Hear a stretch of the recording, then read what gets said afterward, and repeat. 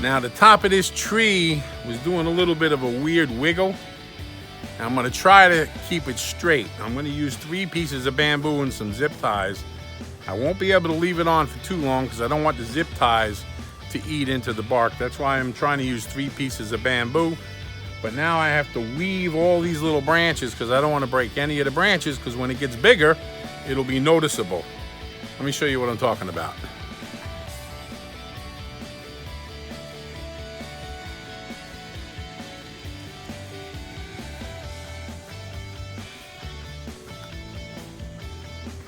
So we're gonna try to use this bamboo to straighten it out. This is an Alaskan weeping cedar. And somebody gifted us with this. We were gifted this beautiful tree. I've never even heard of it. And I saw it and I was ecstatic. And then we were blessed with it. So I wanna take care of the top of this real carefully. I'll be right back.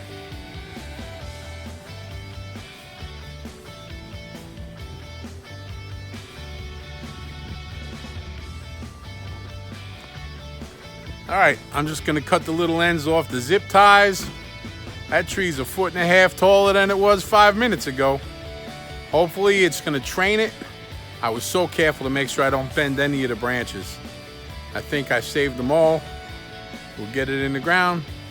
Maybe by next summer we'll be out here with a ladder, snipping the bamboo off, and we'll see where it goes. This tree's supposed to get 30 feet tall eventually.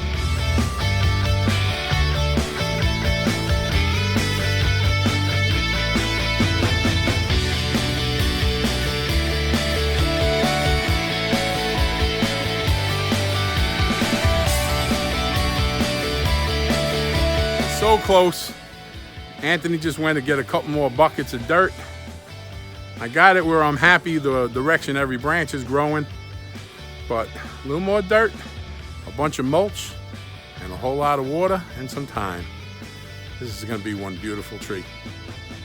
Yeah, Alaskan weeping cedar. I said Alaskan. Alaskan. I'll tell you right now, I did landscaping for 20 years of my life. That should have been a 1 hour or less project. We're 6 hours in. Because apparently, removing all the gravel that was 1 foot thick, plus the concrete gravel underneath it, plus the red clay, cost us a little time. So that was a 6-hour project. Hope you enjoy it.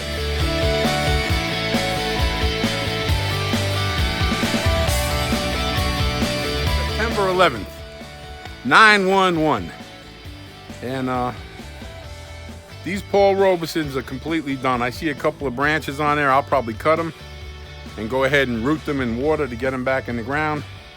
But I'm gonna pull this cage, pull the little cages. I'm gonna plant all my clones in here today. And after I plant these clones, I'm gonna let these ride right here. These Paul Robesons are still producing tomatoes. Not a lot of them, but if you look, there's some small ones. The plants are doing good. So I'm gonna go ahead and water them and keep them rolling. I see the remnants down here.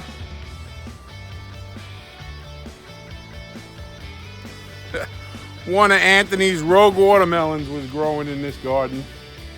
And something completely ate the inside out. So I'll be right back. Let me get some of these clones in here. 9/11, it's a perfect day. Perfect day to be in the garden and relax and just get my mind off of the history of this date. Never forget, but remember, it's a rough time. You can't dwell on the bad stuff, but you do have to remember the heroes and the people that were hurt and the people that died and their families. My family was closely affected through all the people in the fire department, my parents, my whole life, my brother. Anyway, I'll be back. This is, that is one droopy end of a plant. But I will cut the end of this and make a clone. This piece right here, I cut 2 other ones off the fat stalk right there. So I'll go ahead and put this one in there, so I'll have 3 more clones of Paul Robeson. Next week I'll be planting them as soon as they have some roots. I have a couple of clones, but I haven't been back here paying attention. And they got a little bit they didn't have enough water. So I'm gonna go ahead and plant some clones. They got plenty of roots, but the tops are a little bit hanky. But you know what I've learned? A tomato plant in the ground with some water is gonna find a way to grow. So I'm gonna take these hanky clones that most people would throw away, and I'm gonna start some tomato plants. We'll see what happens. Don't forget, it's 9/11. I'll probably have to put some plastic around these and make some little hot houses by the time November rolls around. But for right now, September and October, we're gonna grow tomatoes. We'll see how these do. Here you go.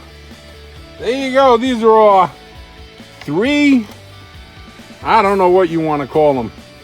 They're a little crazy looking, but that's 3 Paul Robeson clones about to get some roots over the next week. 9/11, there's no roots, but those are some fat stalks and some green tops. So when I put this in the video, I'm sure it's going to be pretty impressive. Right now, I'm going to go get those hanky ones in the ground and see if they'll grow. I have plenty of clones from Blue Beauty, from Kellogg's Breakfast Fountain Inn. I got them. That's not really what I want to grow right now because I have plenty.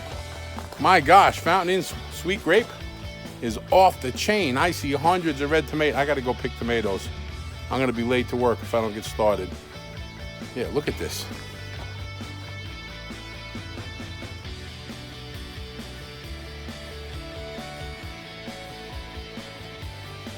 It's a lot of Fountain Inn Sweet Grape, and I see some Blue Beauties ready to pick.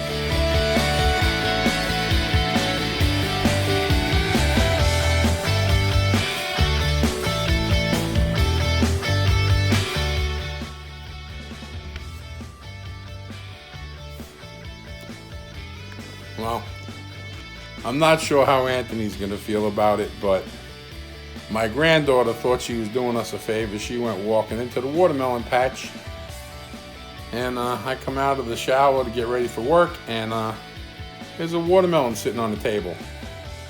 It's already picked. It's out of the watermelon patch, and I hope it doesn't hurt Anthony's feelings that she picked his watermelon. But there you go. The watermelon patch is putting out watermelons. I got to go back and check and see if the pumpkins are doing good, because Halloween's right around the corner. So we like to put some pumpkins outside for the fall festival. But I especially would like to get some pumpkin seeds in the oven and toast them, because I don't trust the pumpkins that you buy at the store. I don't know if you can eat those seeds. There's no telling where they grew them. So I just figured I'd show you. It has a very intense watermelon smell, so I'm anticipating it's going to be delicious.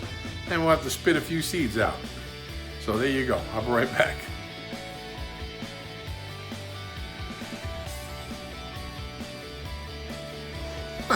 I forgot to come back and video. Well, I ate half of it, and I put half of it aside. I'm about to put it in a big giant Ziploc, and I'm going to drop it off at Anthony on my way to work so he can enjoy the fruits of his labor, because he worked his butt off in his watermelon patch, and it's pretty delicious.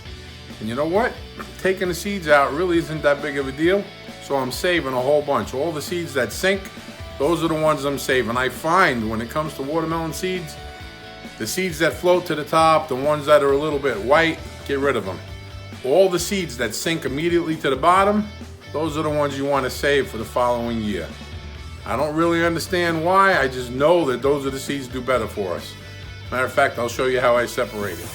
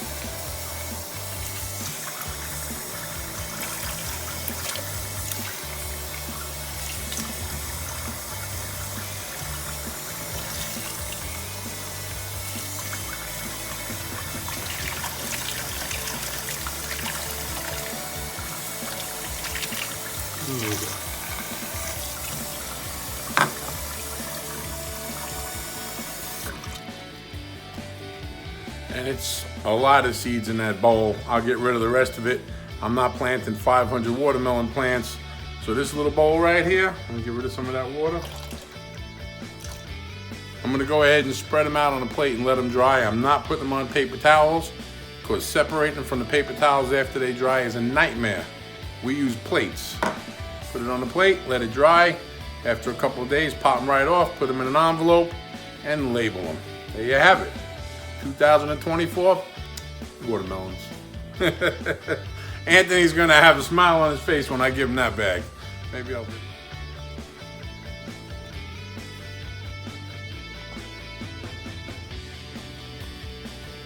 So I'll leave them over here drying next to my dado pepper seeds, and they'll be in an envelope another day or two.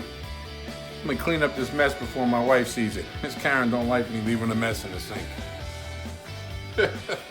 That'll get me in trouble.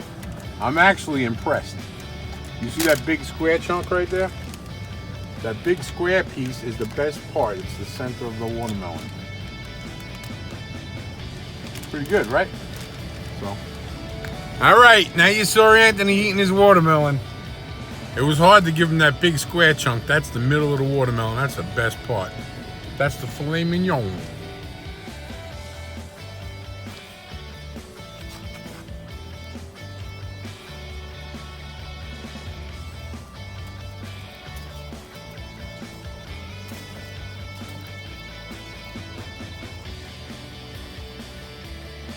I don't know what's in that thing.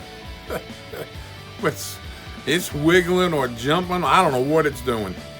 Whatever it is making a lot of movement inside that cocoon. I'm gonna keep that thing covered because I don't know if it's something I want loose. If it I have no idea what it is. I thought at first it was praying mantis eggs, but now, I mean, if there was a lot of praying mantises, it wouldn't be moving like that.